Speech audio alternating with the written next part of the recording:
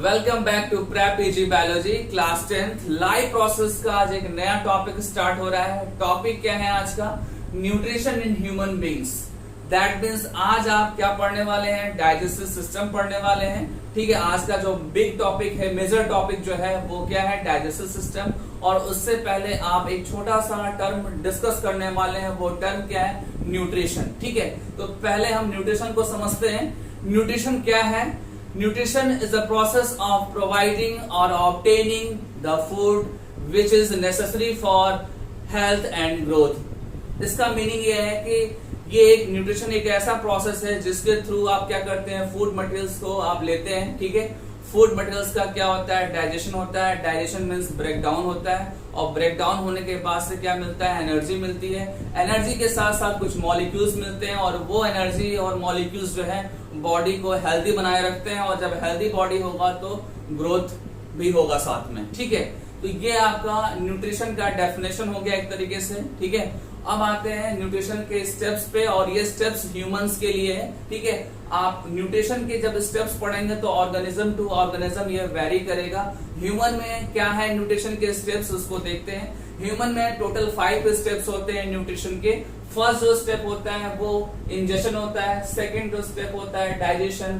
Third steps absorption. Fourth step assimilation. And fifth and last egestion. ठीक है, egestion is a last step of nutrition. ठीक है, जब आप इस टॉपिक को पढ़ेंगे, डाइजेस्टिव सिस्टम को पढ़ेंगे, तो उसमें डाइजेशन जो स्टेप है ये आपका कवर हो जाएगा। ठीक है, डाइजेस्टिव सिस्टम में डाइजेशन जो आपका स्टेप है वो कवर हो जाएगा, और साथ ही साथ एब्जॉर्प्शन भी कवर होगा। ठीक है, बट जब आप इंजेशन और एग्जिशन की बात करेंगे तो ये थोड़ा सा शॉर्ट टॉपिक होता है। इसको यूजुअली हम कम डिस्कस करते हैं, मतलब इसको शॉर्ट में डिस्कस करते हैं। और हम भी पहले इसको स्टार्ट करेंगे, और स्टार्ट करके शॉर्ट में इसको फिनिश करेंगे, और देन हम स्टार्ट करेंगे डाइजेस्टिव सिस्टम को। ठीक है, एसिमिलेशन एक टॉपिक बच रहा है। तो एसिमिलेशन का मतलब सिंपली ये होता है कि जब भी डाइजेशन और एब्जॉर्प्शन होता है, तो एब्जॉर्प्शन के बाद जो भी न्यूट्रिएंट्स या एनर्जी आपकी बॉडी में जा रहे हैं वो डिफरेंट पार्ट्स में डिस्ट्रीब्यूट हो रहे हैं, और डिस्ट्रीब्यूट होने के बाद आपको एनर्जी मिलती है। मैं थोड़ा और इलेबोरेट कर रहा हूँ इसको। जब डाइजेशन हो जाता है कॉम्प्लेक्स मॉलिक्यूल्स का, तो स्मॉल इंटेस्टाइन में क्या होता है? न्यूट्रिएंट्स, दैट मीन्स कि जो स्मॉल न्यूट्रिएंट्स होते हैं उनकी मैं बात कर रहा हूँ। ये न्यूट्रिएंट्स जो है स्मॉल इंटेस्टाइन में एब्जॉर्ब होते हैं, और ब्लड के थ्रू जाते हैं डिफरेंट पार्ट्स में, डिफरेंट सेल्स में जाते हैं। वहां पे न्यूट्रिएंट्स का ब्रेक डाउन होता है फर्दर। ठीक है, और ब्रेक डाउन होने के बाद से क्या मिलता है? एनर्जी। ठीक है, और ब्रेक डाउन के टाइम पे कुछ स्मॉल मॉलिक्यूल्स भी मिलते हैं। एनर्जी और स्मॉल मॉलिक्यूल्स डिफरेंट प्रोसीजर में यूज होते हैं, और यही डिफरेंट प्रोसीजर में यूज होना ही क्या होता है? एसिमिलेशन होता है। ठीक है, बॉडी में जो भी डाइजेस्टिव फाइनल प्रोडक्ट होता है उनका यूज होना ही क्या होता है? एसिमिलेशन। एसिमिलेशन का जो लिटरली मीनिंग होता है वो होता है स्पेंड होना, मतलब कि खर्च होना। ठीक है, डाइजेस्टेड मटेरियल कैसे खर्च हो रहे हैं ये आपको उसमें पता चलेगा। ठीक है, वो आप डिस्कस करेंगे एक्चुअली में वहां पे। ठीक है, तो ये भी हो गया, एसिमिलेशन भी एक तरीके से हो गया। आप क्लास 10 के अकॉर्डिंग एसिमिलेशन इतना ही पढ़ना है आपको। ठीक है, अब आगे स्टार्ट जो करेंगे, फर्स्ट और लास्ट जो स्टेप है इसको पहले हम फिनिश कर लेंगे, और देन हम आप डाइजेस्टिव सिस्टम को स्टार्ट करेंगे। ठीक है, तो इंजेशन क्या है ये समझिए सिंपली। इंजेशन एक ऐसा प्रोसेस है जिसके थ्रू आप क्या करते हैं? फूड मटेरियल्स को लेते हैं, और फूड मटेरियल लेने का तरीका क्या है? मेथड क्या है कि आप माउथ को ओपन करेंगे। माउथ जो आपका इनक्लोज है अपर और लोअर लिप से, वो ओपन करेंगे तो आपको फूड मटेरियल्स जो है अंदर जाने को मिलेगा। और फूड मटेरियल्स एक्चुअली में आगे कहाँ जाएगा? वो फूड मटेरियल्स आगे ओरल कैविटीज में जाएंगे। ओरल कैविटी को आप बक्कल कैविटी भी बोल सकते हैं। ठीक है, इसको मैंने यहाँ पे मेंशन कर रखा है इंजेशन टर्म को। The process of taking food into the oral cavity through the mouth is called ingestion. ठीक है, जो मैंने समझाया उसी को मैंने यहाँ मेंशन कर दिया है।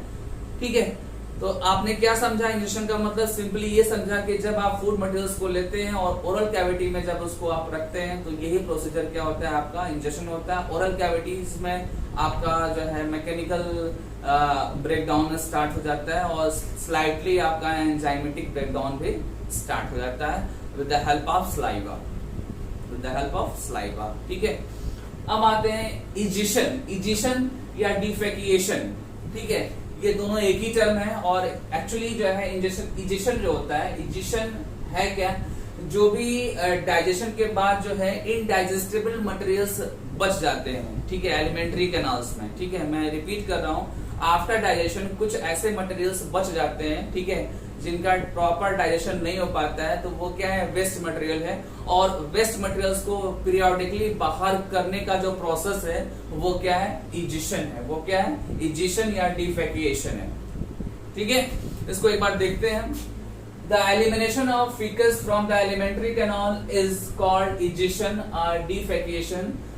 The feces is a waste matter discharged from the anus. जो आपका feces है वो एक्चुअली क्या है, indigestible material है, वो वेस्ट मटेरियल है और उसको डिस्चार्ज करना होता है। और डिस्चार्ज जो है ये एलिमेंट्री कैनाल के एंड पार्ट से होता है। एंड पार्ट एलिमेंट्री कैनाल का एक्चुअली क्या है, एनस है। क्या है, एनस है। ठीक है, और वो एनस का ओपनिंग क्लोजिंग भी क्या है, रेगुलेटेड प्रोसेस है। मैं आपको आगे की क्लासेस में आपको बताऊंगा। ठीक है, एक चीज और मैं आपको बता दूं कि जो आप फूड मटेरियल्स लेते हैं उनके टाइप्स को भी हम यहाँ पे डिस्कस करेंगे। क्लास 10th में डिस्कस किया है कि जो फूड मटेरियल्स है वो डिफरेंट टाइप्स के होते हैं। जैसे कि मैं आपको बता दूं कि ड्यूरिंग इंजेक्शन प्रोसेस जो है फूड मटेरियल्स जो होता है वो सॉलिड भी हो सकता है, सेमी सॉलिड भी हो सकते हैं और लिक्विड भी हो सकते हैं। और ये सिंपल बात है, ये स्टूडेंट्स को पता है कि जो हम खाते हैं वो चीजें सॉलिड भी हो सकती है, मे बी वो सेमी सॉलिड भी हो सकती हैं और वो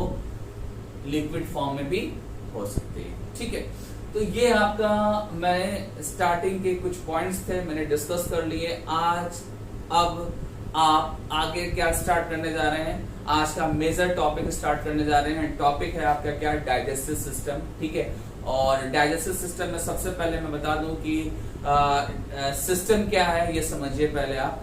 सिस्टम एक्चुअली में क्या होता है, ऑर्गन्स का एक कलेक्टिव ग्रुप होता है जो एक स्पेसिफिक फंक्शन के लिए रिस्पॉन्सिबल होता है। ठीक है, मैं फिर से रिपीट कर रहा हूँ, ऑर्गन्स का ग्रुप है ये सिस्टम और इससे एक पर्टिकुलर फंक्शन परफॉर्म होता है। जैसे मैं आपको बता रहा हूँ कि डाइजेशन जब आप पढ़ेंगे तो डाइजेस्टिव सिस्टम के अंदर आपको बहुत सारे ग्लैंड्स आपको मिलेंगे, आपको डाइजेस्टिव ट्रैक मिलेगा। डाइजेस्टिव ट्रैक में डिफरेंट पार्ट्स मिलेंगे जो ऑर्गन्स हैं, लाइक आपके स्टमक है, स्मॉल इंटेस्टाइन है, लार्ज इंटेस्टाइन है। ठीक है, देन स्टार्टिंग में आपको इसोफेगस मिल जाएगा, आपको माउथ मिल जाएगा। ये सारे के सारे पार्ट क्या हैं, आपके डाइजेस्टिव सिस्टम के पार्ट हैं और साथ में कुछ ग्लैंड्स भी हैं। ठीक है, ये सब कुछ क्या करेंगे, ये सब कुछ डाइजेशन में पार्टिसिपेट होंगे। ठीक है, किसी का रोल ज्यादा हो सकता है और किसी का रोल कम भी हो सकता है, बट सारे के सारे एक साथ कलेक्टिवली जब परफॉर्म करेंगे तभी डाइजेशन होगा। ठीक है, देन आते हैं डाइजेस्टिव सिस्टम के कंपोनेंट्स की बात करते हैं। डाइजेस्टिव सिस्टम के कंपोनेंट्स में आपको बता दूं कि दो कंपोनेंट्स होते हैं। फर्स्ट कंपोनेंट आपका क्या है, डाइजेस्टिव ट्रैक है। क्या है, डाइजेस्टिव ट्रैक है। और डाइजेस्टिव ट्रैक को आप एलिमेंट्री कैनाल भी बोल सकते हैं। आप एक चीज ध्यान रखिएगा, एलिमेंट्री कैनाल आपके एनसीईआरटी में मेंशन है और आप इसी एलिमेंट्री कैनाल को आप डाइजेस्टिव ट्रैक भी बोल सकते हैं। और इसका जो लेंथ होता है वो अप्रोक्स जो होता है 8 to 10 मीटर होता है। ये आपको लर्न करना चाहिए, 8 to 10 मीटर्स। ठीक है, अगर इसका आप एवरेज निकालेंगे तो अप्रोक्स 9 मिलेगा। 9 मीटर लॉन्ग एलिमेंट्री कैनाल होगा। ठीक है, सेकेंड जो कंपोनेंट है आपका क्या है, डाइजेस्टिव ग्लैंड्स। तो मैं आपको बता दूं डाइजेस्टिव ग्लैंड्स एलिमेंट्री कैनाल्स के डिफरेंट पार्ट्स में भी हैं। ठीक है, डायरेक्टली वो एसोसिएटेड है और कुछ ऐसे भी ग्लैंड्स होते हैं जो इनडायरेक्टली एसोसिएटेड होते हैं। ठीक है, क्या होते हैं, इनडायरेक्टली एसोसिएटेड होते हैं। ठीक है, लाइक आपको लीवर में बता दूं, लीवर और पैंक्रियाज ये आपके ट्रैक से बाहर होते हैं। जो आपका ये डाइजेस्टिव ट्रैक है उससे ये बाहर होगा बट कनेक्टेड होगा। बट क्या होगा, ये कनेक्टेड होंगे डिफरेंट डक्ट से। डिफरेंट डक्ट से लीवर और पैंक्रियाज कनेक्ट होंगे, किससे, डाइजेस्टिव ट्रैक से कनेक्ट होंगे। और जो डायरेक्टली एसोसिएटेड ग्लैंड्स हैं वो आपके सामने हैं। फर्स्ट जो ग्लैंड होता है वो क्या है, सैलिवरी ग्लैंड्स है। सेकंड जो ग्लैंड है वो क्या है, आपका डाइजेस्टिव ग्लैंड है। थर्ड जो ग्लैंड है वो क्या है, आपका इंटेस्टाइनल ग्लैंड्स है। ठीक है, सैलिवरी ग्लैंड्स आपका मिलेगा ओरल कैविटी वाले रीजन में। गैस्ट्रिक ग्लैंड आपको मिलेगा स्टमक में। ठीक है, और इंटेस्टाइनल ग्लैंड्स तो नेम से ही आपको पता चल रहा है कि ये इंटेस्टाइन में मिलेगा। कहाँ पे मिलेगा आपको? इंटेस्टाइन में। मैं बात कर रहा हूँ स्मॉल इंटेस्टाइन की। स्मॉल इंटेस्टाइन्स में आपको इंटेस्टाइनल ग्लैंड्स मिलेंगे, ठीक है। तो ये जो आपको ग्लैंड्स दिख रहे हैं ऊपर वाले, ये डायरेक्टली एसोसिएटेड है एलिमेंट्री कैनाल्स और डाइजेस्टिव ट्रैक्ट से, ठीक है। जो नीचे का दिख रहा है आपको लीवर और पैंक्रियास, ये दोनों जो है इनडायरेक्टली एसोसिएटेड होते हैं वाया डक्ट। वाया डक्ट के थ्रू ये अटैच होंगे या कनेक्ट होंगे किससे? डाइजेस्टिव ट्रैक्ट से ये कनेक्ट होंगे, ठीक है। एक बार फिर से चलते हैं डाइजेस्टिव ट्रैक्ट पे। आपको बता दो कि डाइजेस्टिव ट्रैक्ट में डिफरेंट पार्ट्स और रीजन होते हैं। डिफरेंट पार्ट्स और रीजन और ऑर्गन्स भी बोल सकते हैं, ठीक है। तो वो पार्ट्स और रीजन है क्या, इसको समझिए पहले आप, ठीक है। वो पार्ट्स और रीजन आपके क्या है? देखिए आप अगर स्टार्टिंग से चलते हैं तो स्टार्टिंग में क्या है? माउथ है, ठीक है। देन आपका ओरल और बकल कैविटी है सेकंड पार्ट, ठीक है। आप जब हायर क्लास में जाएंगे तो माउथ और ओरल कैविटी के बीच में भी एक पार्ट होगा वेस्टिब्यूल्स। क्या होंगे? वेस्टिब्यूल्स होंगे, ठीक है। थर्ड जो पार्ट है वो क्या है आपका? फेरिंग्स है। फेरिंग्स के बाद ईसोफेगस है, देन स्टमक है, और देन आपका स्मॉल इंटेस्टाइन है। लास्ट में आपका क्या है? लार्ज इंटेस्टाइन है, ठीक है। और ओपनिंग जो होगी आपकी एलिमेंट्री कैनाल की, लास्ट एंडिंग जो होगी वो एनस से होगी, ठीक है। जिससे आपको बताया था कि फीकल मटेरियल्स क्या होते हैं? डिस्चार्ज होते हैं। मैं एक बार फिर से रिपीट कर देता हूँ। एलिमेंट्री कैनाल्स के डिफरेंट रीजन्स और पार्ट्स हैं, ठीक है। माउथ है, ओरल कैविटी या बकल कैविटी है, फेरिंग्स है, oesophagus, stomach, small intestine, large intestine and last is anus. Anus is opening, ठीक है। ये जितने भी पार्ट्स हैं, इन सारे पार्ट्स का अपना एक स्पेसिफिक फंक्शन है, ठीक है। आप एनसीईआरटी पढ़ेंगे तो आपको मिल जाएगा कि alimentary canal have various parts और reason which are specialized to different function, ठीक है। मतलब वो अलग अलग पार्ट हैं और डिफरेंट फंक्शंस के लिए वो स्पेशलाइज्ड है, ठीक है। तो ये आपका मैंने आपको बताया, क्या अभी तक बताया? Digestive system. डाइजेस्टिव सिस्टम मैंने डिस्कस किया, एलिमेंट्री कैनाल को इसका ब्रीफ दिया मैंने। देन मैंने आपको डाइजेस्टिव ग्लैंड का ब्रीफ दिया। अब हम जो है डिटेल पढ़ने वाले हैं, ठीक है। और आप जब पढ़ेंगे तो पार्ट वाइज पार्ट आज पढ़ेंगे और साथ में ग्लैंड्स का रोल भी पढ़ते जाएंगे। ये हमारा पैटर्न होगा टॉपिक का। तो आइए अब चलते हैं एलिमेंट्री कैनाल के फर्स्ट पार्ट पे। फर्स्ट पार्ट में ज्यादा स्पेशल तो कुछ भी नहीं है, सिंपली ये आप जानते हैं कि माउथ है, और माउथ जो है क्या है? एक ओपनिंग है, स्लिट भी बोल सकते हैं। और ये ओपनिंग जो है इनक्लोज होता है किससे? अपर और लोअर लिप्स से, ठीक है। और माउथ फर्दर जो है वो लीड्स किस में करता है? ओरल कैविटी के अंदर। Mouth leads to the oral cavity, और ओरल कैविटी को आप बकल कैविटी भी बोल सकते हैं। बकल कैविटी एक अच्छा टॉपिक है, इसमें बहुत सारे पॉइंट्स मिलेंगे आपको। सबसे पहले ओरल कैविटी में बता दूं कि ओरल कैविटी एक लार्ज स्पेस है, ठीक है। एक बड़ा स्पेस है और इस स्पेस के कई डायमेंशन है, ठीक है। कई डायमेंशन है, हर एक डायमेंशन से आप इसको पहले इसके स्ट्रक्चर को डिफाइन करेंगे और देन इसके अंदर प्रेजेंट ग्लैंड्स की बात करेंगे और फिर डाइजेशन की बात करेंगे, ठीक है। तो ये आप सपोज करिए कि आपने माउथ को ओपन किया और माउथ ओपन करके मिरर में देखा आपने, ठीक है। जब आप मिरर में देखते हैं माउथ को तो आपको क्या दिखता है? ऊपर का एक पार्ट दिखता है, ठीक है। नीचे एक पार्ट आपको दिखेगा और साइड में लेटरली दो पार्ट आपको दिखेंगे, ठीक है। जो ऊपर का पार्ट है वो क्या है? पैलेट, ठीक है। इसमें भी दो होते हैं, सॉफ्ट और हार्ड। जो आगे का होता है वो सॉफ्ट होता है, जो बैक साइड में होता है वो हार्ड होता है। तो पैलेट सिंपली आपको टर्म लर्न करना है आपको, ठीक है। नीचे का जो पार्ट है वो क्या है? थ्रोट है, ठीक है। थ्रोट आपको पता है ना, थ्रोट। और थ्रोट के ही बेस पे कौन सिचुएटेड है? टंग है। मतलब थ्रोट के ऊपर जस्ट क्या होगा? आपका टंग होगा, ठीक है। एक तरीके से टंग को सपोर्ट करता है थ्रोट आपका, ठीक है। और टंग्स के बहुत सारे फंक्शन हैं, बहुत सारे फंक्शंस हैं। देन आप आ जाइए, आपको साइड में क्या मिलते हैं? साइड में देखें आप तो आपको मिलता है जा। क्या मिलेगा? जा। जा आपका ये आपका ये पोजीशन मान सकते हैं जा का, मैंने यहाँ बना रखा है। बट आप इस जा को थोड़ा और बड़ा कर सकते हैं, आप ऐसे कर सकते हैं जा को, ऐसे आप उसकी पोजीशन डिसाइड कर सकते हैं।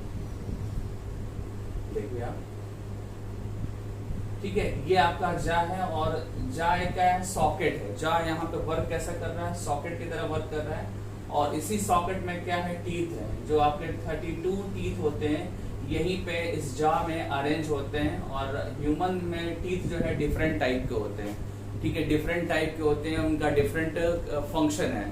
टीथ डिफरेंट टाइप के होने की वजह से यहाँ पे एक टर्म यूज करते हैं हेटेरोडोंट, जो आगे 11th में आपको मिलेगा। अभी सिंपली ये जानना है कि डिफरेंट टाइप के टीथ होते हैं और टीथ, हर एक टीथ का अपना एक फंक्शन है पर्टिकुलर, ठीक है। तो टीथ कहाँ पे सिचुएटेड है, जॉ पे सिचुएटेड है, ठीक है। अच्छे से समझिए, कोई जल्दी नहीं है आपको।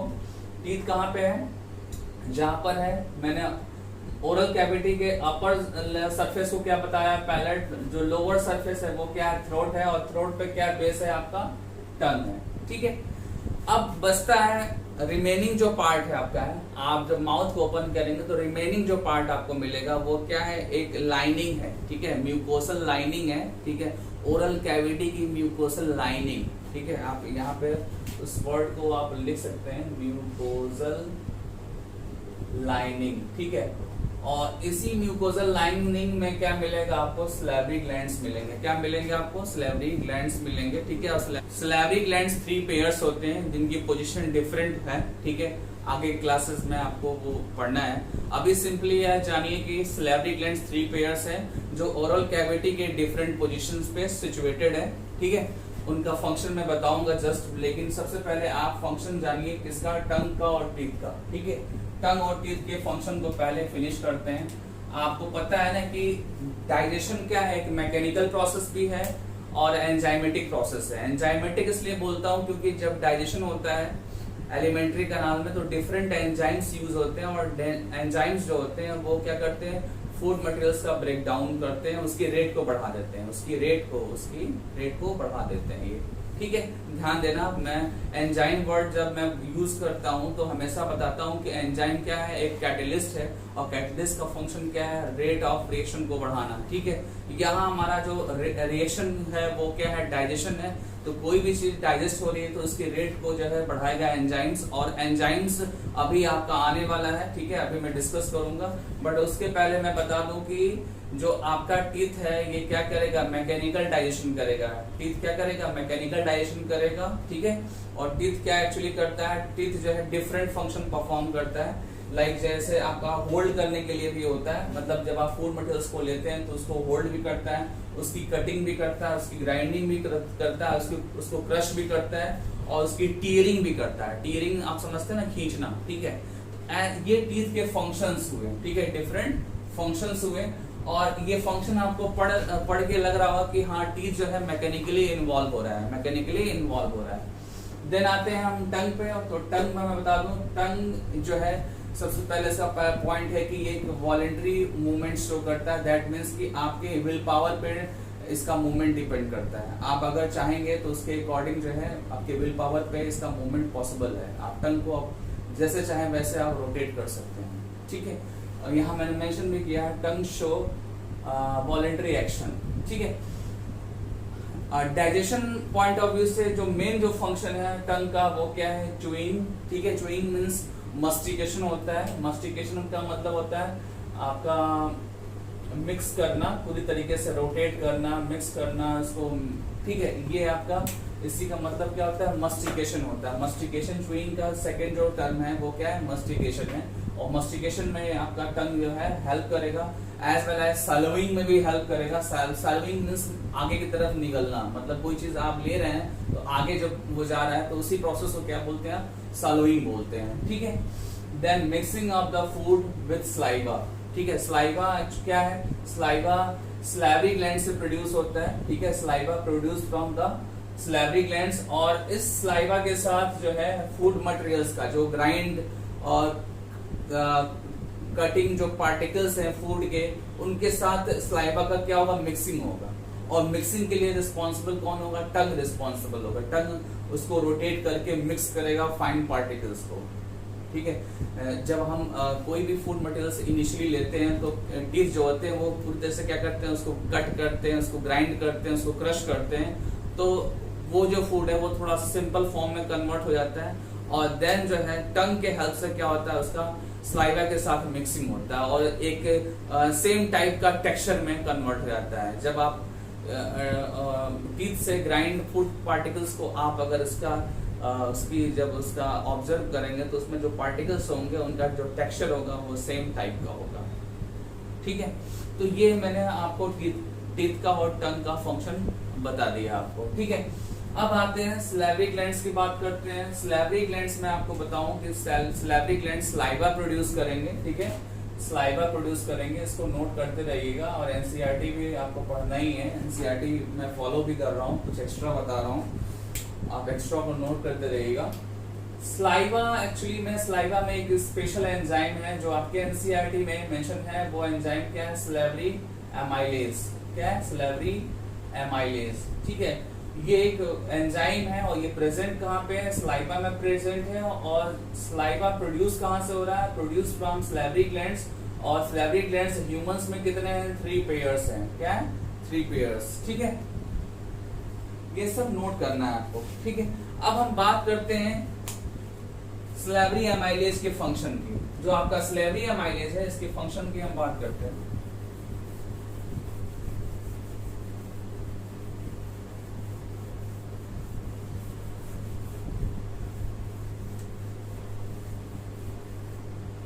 ठीक, तो आइए हम सैलिवरी एमाइलेज के फंक्शन को डिस्कस कर लेते हैं। आप जब फूड मटेरियल लेते हैं, ठीक है, आप जब फूड मटेरियल लेते हैं तो फूड मटेरियल में क्या होता है? स्टार्च मेजर कंपोनेंट होता है, आपको पता ही है। आप ब्रेड खाते हैं, आप रोटियां खाते हैं, आप राइस लेते हैं। ठीक है, तो उसमें एक्चुअली क्या होता है? स्टार्च होता है। क्या होता है? स्टार्च होता है। और स्टार्च का जो है जब डाइजेशन होता है, ठीक है, किसके हेल्प से? सैलिवरी एमाइलेज के हेल्प से। ठीक है, तो यही स्टार्च जो है ये कन्वर्ट होता है आपके डाइसैकेराइड्स में। किसमें कन्वर्ट होगा?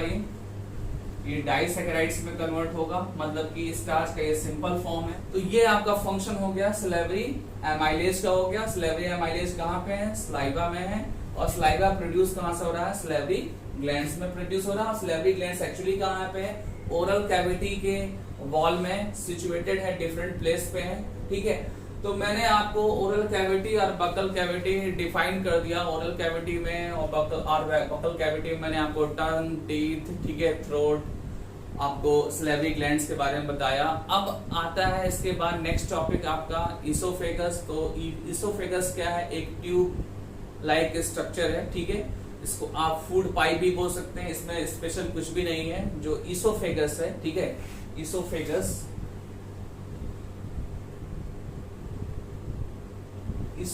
क्या है? एक्चुअली में एक फूड पाइप है, एक ट्यूब है, ठीक है, जिसको आप फूड पाइप बोल देंगे। और ये जो फूड पाइप है ये ओरल कैविटी को स्टमक से कनेक्ट करता है। ओरल कैविटी को स्टमक से कनेक्ट करता है। ठीक है, इसके बाद जो नेक्स्ट पॉइंट है वो बहुत इंपॉर्टेंट है। एक्चुअली क्या है कि जब भी आप फूड मटेरियल्स लेते हैं तो डाइजेस्टिव ट्रैक्ट में वो ग्रेजुअली धीरे धीरे वो आगे की तरफ शिफ्ट करता है। जब आगे की तरफ शिफ्ट करता है तो एलिमेंट्री कैनाल्स जो होते हैं, एलिमेंट्री कैनाल्स के जो मसल्स की लेयर होती है, मसल्स की लेयर जो होती है उस वॉल की, ठीक है, मैं एक बार बता रहा हूँ फिर से समझिए। जैसे कोई ट्यूब है तो ट्यूब का जो है वॉल होता है, वॉल में कुछ मसल्स होंगे, वॉल में क्या होंगे? मसल्स होंगे। वो मसल्स जो है कुछ रिदमिक एक्टिविटी शो करते हैं। क्या करते हैं? रिदमिक एक्टिविटी शो करते हैं। ठीक है, और उस रिदमिक मूवमेंट या एक्टिविटी से क्या होता है? फूड पार्टिकल्स वन प्लेस से अदर प्लेस, फिर अदर से फिर नेक्स्ट प्लेस पे वो शिफ्ट होते जाते हैं फूड पार्टिकल्स। जैसे आपको पता है कि माउथ के थ्रू हमने फूड मटेरियल्स लिया। पहले फूड मटेरियल्स कहाँ गया? फूड मटेरियल्स गया आपके ओरल कैविटी में, देन इसोफेगस से होते हुए स्टमक में जाएगा, स्टमक से स्मॉल इंटेस्टाइन में जाएगा, देन लार्ज इंटेस्टाइन में जाएगा। ठीक है, तो ये ग्रेजुअली जो फूड पार्टिकल्स का जो है शिफ्टिंग हो रहा है वो एक पर्टिकुलर मूवमेंट से होता है। ठीक है, उस मूवमेंट को हम बोलते हैं, मैंने आपको बताया फूड पार्टिकल्स जो है वो क्या करते हैं? शिफ्ट होते हैं एलिमेंट्री कैनाल्स के एक पार्ट से दूसरे पार्ट में। और शिफ्टिंग के लिए एलिमेंट्री कैनाल की जो वॉल होती है, वॉल में जो मसल्स होते हैं, उस मसल्स में एक रिदमिक मूवमेंट्स होता है। उस पर्टिकुलर मूवमेंट्स को हम क्या बोलते हैं? पेरिस्टाल्टिक मूवमेंट्स बोलते हैं। क्या बोलते हैं? Peristaltic movements. और यही मूवमेंट्स है जो फूड पार्टिकल्स को एक प्लेस से दूसरे प्लेस जो है वो ट्रांसफर करता है। तो ये लाइन ध्यान से पढ़िएगा, ठीक है। ये टर्म आपको लर्न करना है, एज इट इज आपके एनसीईआरटी में मेंशन है, ठीक है। तो हम पेरिस्टैटिक मूवमेंट से जो है हमने क्या जाना कि ये फूड पार्टिकल्स को शिफ्ट करता है एक प्लेस से दूसरे प्लेस, ठीक है। और जो हमारा टॉपिक चल रहा था एक्चुअली में वो क्या चल रहा था, ओरल कैविटी का। तो ओरल कैविटी से फूड पार्टिकल्स जाने वाला है कहाँ पे, स्टमक में जाएगा, ठीक है। और स्टमक में कैसे जाएगा, through the food pipe. Food pipe means oesophagus के थ्रू जाएगा, ठीक है। और स्टमक में जाने के बाद से बहुत सारी एक्टिविटीज होगी जो मैं आपको नेक्स्ट लेक्चर में बताऊंगा। नेक्स्ट लेक्चर में मैं स्टमक, स्मॉल इंटेस्टाइन और लार्ज इंटेस्टाइन को, इसके पार्ट्स, उसके कंपोनेंट्स, उससे रिलेटेड जो ग्लैंड्स है वो सब मैं डिस्कस करूंगा, ठीक है। Okay student, thank you, bye.